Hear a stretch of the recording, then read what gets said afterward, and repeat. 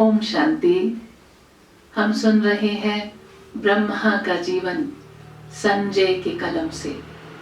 स्वयं ब्रह्मा का जीवन स्वयं संजय की कलम से। एक ऐसा नया चांस ये मिला है जो हम हमेशा से चाहते थे कि जैसे काश हम साकार समय में होते, वो भट्टी का आनंद ले पाते, वो शक्तियां भर पाते मामा बाबा के संग में रहकर।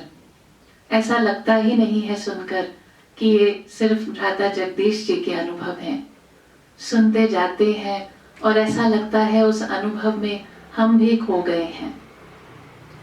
आज भ्राता जी कह रहे हैं, यह ठीक है कि बाबा में ज्ञान की एक अथाह गहराई थी, तभी तो उनके जीवन में ज्ञान की एक अजीब सी मस्ती झलकती थी, और तभी वे सदा यही कहते कि ये ज्ञान अनमोल और अविनाशी रत्न है।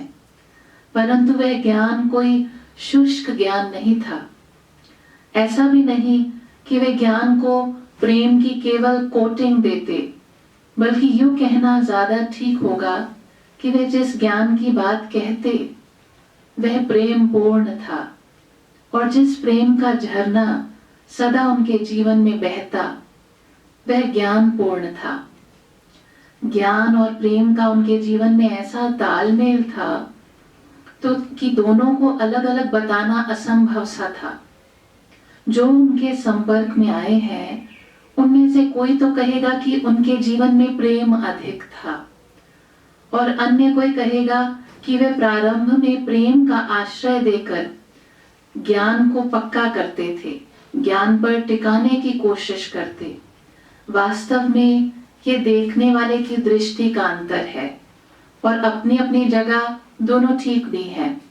वास्तव में बाबा के ज्ञान के बोल प्रेम के बिना होते ही न थे, और उनके प्रेम के बोलों में सदा ज्ञान भरा रहता था, और प्रेम तथा ज्ञान दोनों का लक्ष्य मनुष्यात्मा को पवित्र और योगी बनाना ही था। तो दोनों का बहुत बैलेंस, और उसका लक्ष्य पवित्र और योगी बनाना ही था। बाबा ईश्वरीय ज्ञान को इतना मूल्यवान समझते थे कि उन्होंने निर्देश दिया हुआ था कि ईश्वरीय ज्ञान के साहित्य को बेचा ना जाए, क्योंकि बेचने का अर्थ इसका मूल्य चुकाना है, जबकि वास्तव में यह अनमोल है। इसका मूल्य कोई चुका ही नहीं सकता। पुनश्च वह ये भी कहते थे कि इस ज्ञान को सुंदर से सुंदर रूप में अच्छे से अच्छे कागज पर छपवाया जाए, क्योंकि इतने उच्च ज्ञान को रद्दी कागज पर छपवाना और इसकी घटिया सी छपाई कराना गोया इसके मूल्य को ना समझना है। वे कला और सौंदर्य को भी महत्व देते तथा सुपठनीयता को भी, पढ़ने योग्य भी हो। इस रीति से साहित्य सांसारिक दृष्टि से महंगा हो जाता है। इस पर भी बाबा कहते कि इसे बेचना नहीं है। ये सब चीजें उसमें आए ऐसे लिटरेचर में तो वो महंगा हो जाता है, पर फिर भी बाबा कहते इसे बेचना नहीं है, क्योंकि सभी मेरे बच्चे ही तो हैं। उन्हें साहित्य दाम पर थोड़े दिया जाएगा। गोया ज्ञान के साथ साथ मनुष्य आत्माओं के प्रति उनका प्रेम भी उतना ही था कि वे कहते कि इसका मूल्य ना लो। परंतु हुआ ये कि मनुष्य आत्माएं रूप बच्चे अपने अलौकिक पिता के प्रेम के पात्र ना बन सके। कहीं भी हम मेज पर साहित्य रखते तो लोग उस पर छीना झपटी करने लगते और कई कई प्रतियां उठा ले जाते।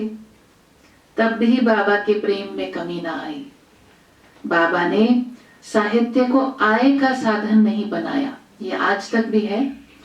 आय का साधन नहीं बनाया, कमाई का साधन नहीं बनाया, बल्कि प्रेमवश इसे जन जन को वितरित करने की सीख दी, ताकि कोई आत्मा इससे वंचित न रह जाए। इसके अतिरिक्त बाबा ने कई अन्य अलौकिक तरीके बताए। जब अंग्रेजी भाषा में रियल गीता और हिंदी में सच्ची गीता छपवाई गई तब बाबा ने उसके प्रारंभ में एक सूचना संलग्न करने का निर्देश दिया। उस बुक में उसमें लिखा था कि इसमें का ज्ञान अनमोल खजाना है। इस पुस्तक का केवल उतना ही दाम रखा गया है। यदि पढ़ने पर किसी को पसंद न आए तो ये ठीक हालत में इसे वापस लौटाकर अपने दाम वापस ले जाए। जैसे पेपर कॉस्ट सिर्फ उसकी रखी गई और उस पर ये लिखा गया कि फिर पढ़कर पसंद ना आए तो वापस कर दो और अपना दाम वापस ले जाओ। जैसे एम यही कि उसको ज्ञान मिल जाए, कमाई का एम नहीं। वह इतनी बड़ी पुस्तक थी और उसके दाम इतने कम थे कि उसे लेने वाला आश्चर्यचकित हो जाता था। आज तक भी लोग उसकी प्रतियां मांगते हैं। क्यों? वो कॉस्ट सिर्फ इसलिए रखी गई कि उसको जैसे उसकी वैल्यू ज्ञान की कम ना कर दे, वो बस इसलिए वैल्यू से उसको ले ले, इसलिए नहीं कि उसमें पेपर कॉस्ट भी नहीं होगी जो जगदीश भाई जी बता रहे हैं जिस ढंग से। तो बाबा का शिव बाबा से ऐसा तो ज्ञान युक्त प्यार था कि वे हर परिस्थिति को निमित्त बनाकर उनकी याद में रहते। वे कोई टोली बांटते तो भी पूछते क्या शिव बाबा को याद किया है, और यदि कोई समस्या सामने आती तो भी कहते कि शिव बाबा को याद करो तभी पुरुषार्थ में पूर्णता आएगी।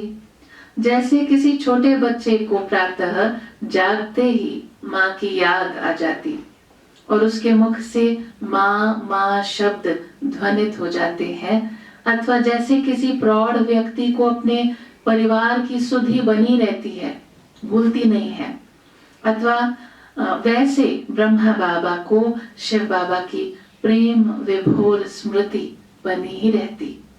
इसीलिए वे सदा उस ही की चर्चा करते। वो जो चर्चा बाबा की ही करते, शिव बाबा की, तो उससे पता लगता जैसे वो स्मृति बनी ही हुई है। एक बार बाबा शरद ऋतु में वत्सों सहित पहाड़ी पर घूमने गए तो लौटने समय तक धुंध इतनी बढ़ गई कि 2 फुट आगे का मार्ग भी दिखाई नहीं देता था। सभी थोड़ी देर रुके रहे ताकि धुंध कम हो जाए, परंतु धुंध और कोहरा कम हुए ही नहीं। तब बाबा ने मुस्कुराते हुए संदेशी को कहा, ध्यानावस्था में जाकर बाबा से कहो कि वापस जाना है। वहां सभी हमारी प्रतीक्षा कर रहे होंगे, परंतु रास्ता ही स्पष्ट दिखाई नहीं देता। संदेशी अव्यक्त स्थिति में ध्यानावस्था में गई और उसने बाबा को यह बात कह सुनाई।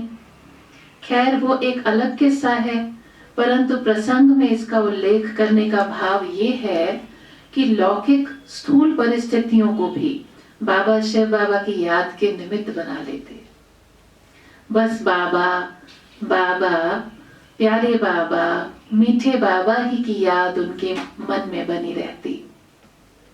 जरूर सुनते हुए हम ध्यान दे रहे होंगे जिस पर्पस से हम ये सुन रहे हैं।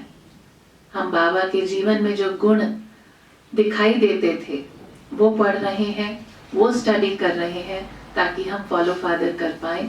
तो जरूर नोट्स भी बना रहे होंगे। फिर भ्राता जी कह रहे हैं, जैसे रात्रि को 2 घनिष्ठ दोस्त, छोटे बालक सोने के लिए अपने अपने घर चले जाते हैं और प्रातः होते ही फिर एक दूसरे से विदा ना होते। प्रातः 2-2:30 बजे तो बाबा उठ जाते, परंतु वे तो कहा करते कि मैं बाबा ही के साथ सोता हूँ।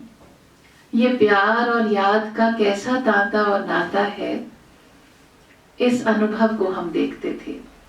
उन दिनों बाबा प्रातः क्लास के बाद विश्राम कक्ष में भी वत्सों से अनौपचारिक रूप से ज्ञान चर्चा किया करते। ये वही कमरा था जहां आजकल दादी जी का ऑफिस है। एक बार बाबा वहां वत्सों के समक्ष ज्ञान चर्चा कर रहे थे। वत्सों ने देखा कि बाबा के एक पांव के अंगूठे को छोटी सी पट्टी बंधी हुई थी। एक वत्स ने पूछा, बाबा ये क्या हुआ है? बाबा ने कहा, बच्ची रात्रि को जब सोया हुआ था तो स्वप्न में देखा कि इस कमरे के सामने वाली पहाड़ी पर वत्सों के वस्त्र सूख रहे हैं। आजकल जहाँ निर्वैर भाई का ऑफिस और स्वागत कक्ष है, पहले वहां पहाड़ी थी। तो तब ये भी देखा कि कुछ पशु अंदर घुस आए हैं और वो कपड़ों को उठाकर चबाना चाहते हैं। तो बाबा ने सोचा कि उठकर इन्हें हटाना चाहिए और शिव बाबा के यज्ञ की चीजों को हानि पहुंचने से बचाना चाहिए। तो मैंने जल्दी से जाने की कोशिश की, तो स्वप्न अवस्था में ही जैसे कि पांव से थोड़ा लग गया।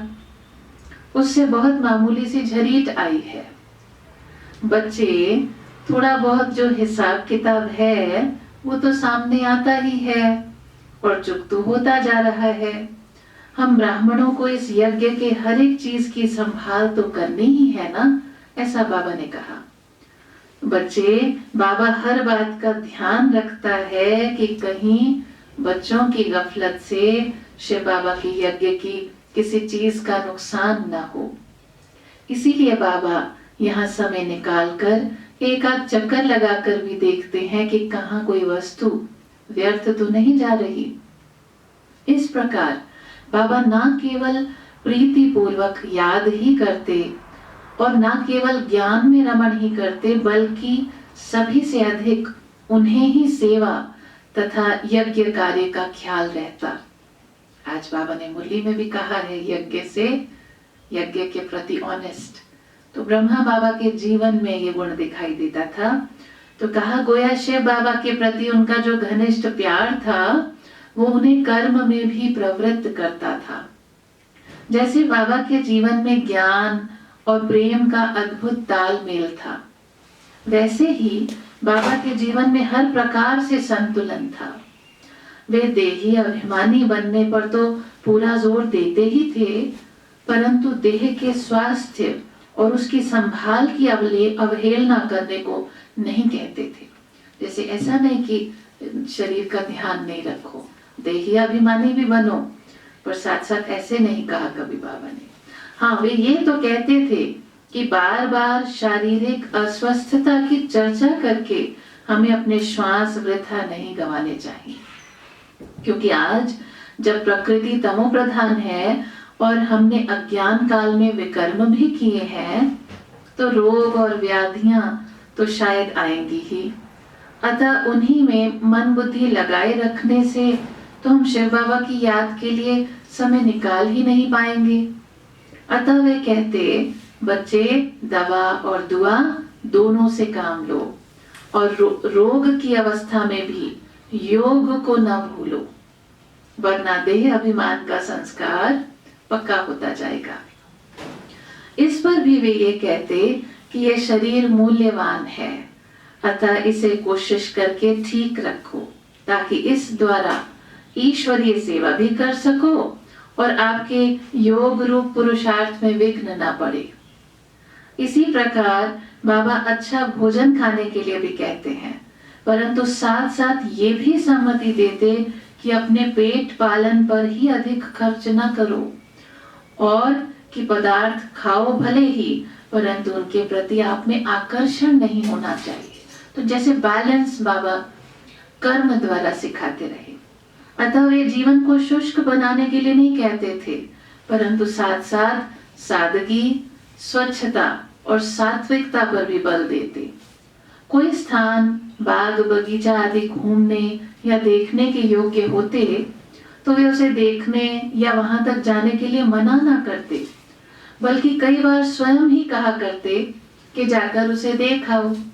परंतु दूसरी ओर वे ये भी कहते कि बच्चों में घूमने और देखने का शौक या व्यर्थ की हॉबी नहीं होनी चाहिए। बैलेंस जैसे बाबा सिखाते, वे कहते कि किसी ऐतिहासिक अथवा प्राकृतिक सौंदर्य के स्थान को देखो, उसको स्पष्ट देखते हुए भी अपनी योग स्थिति को मत छोड़ो और आने वाली सतयुगी सृष्टि के अतुल्य सौंदर्य को मत भूलो। जैसे यहाँ का दृश्य देखते हुए भी सतयुगी दुनिया ना भूले। अतः वे कहते कि सदा ये याद रखो कि शिव बाबा हमें जिस अद्भुत सतयुगी सृष्टि में ले जा रहे हैं वो तो अतुलनीय है। उसकी आभा और शोभा, उसका सुख और सौंदर्य अद्वितीय है। इस प्रकार बाबा विचित्र रीति से संतुलन रखते और योग स्थिति को बनाए रखने की ओर ध्यान दिलाते। बाबा के जीवन के जिस पहलू की जितनी चर्चा करें उतनी कम है। उनके मुख पर सदा मुस्कान होती, परंतु वे अंतर्मुखी और गंभीर भी होते। वे खूब टोली खिलाते और पिकनिक कराते, परंतु साथ साथ वे बाजार के खान पान से मन हटा देते और मन की तृष्णाओं को भी शांत करा देते। वे अथक रीति से सेवा करने तथा कर्म करने में प्रवृत्त करते, परंतु वे उतना ही ध्यान अपनी मनोस्थिति और अपने परम पुरुषार्थ पर दिलाते और अलबेलेपन से होने वाली अवर्णनीय क्षति के प्रति सचेत करते। वे मनोविनोद तथा खेल मेल में भी ले जाते, परंतु उतनी ही महत्वता वे विदेहावस्था, उपराम अवस्था तथा मौन अवस्था को भी देते। इस प्रकार एक निराला और सर्वांगीण व्यक्तित्व था बाबा का, जो प्रेरक था, आकर्षक भी था, आदर्श भी था, व्यवहारिक भी था, लौकिक चर्चा में भी कुशलता लिए हुए था और अलौकिक तथा पारलौकिक दृष्टिकोण से भी सर्वश्रेष्ठ था। तो कितने ही गुण हमने आज सुन लिए हैं बाबा के। जरूर उसको नोट्स बनाएंगे और उस पर चिंतन करेंगे कि इसको मैंने प्रैक्टिकल अपने जीवन में लाकर कैसे फॉलो फादर करना है। तो आज के लिए इतना ही, कल फिर मिलेंगे। ओम शांति।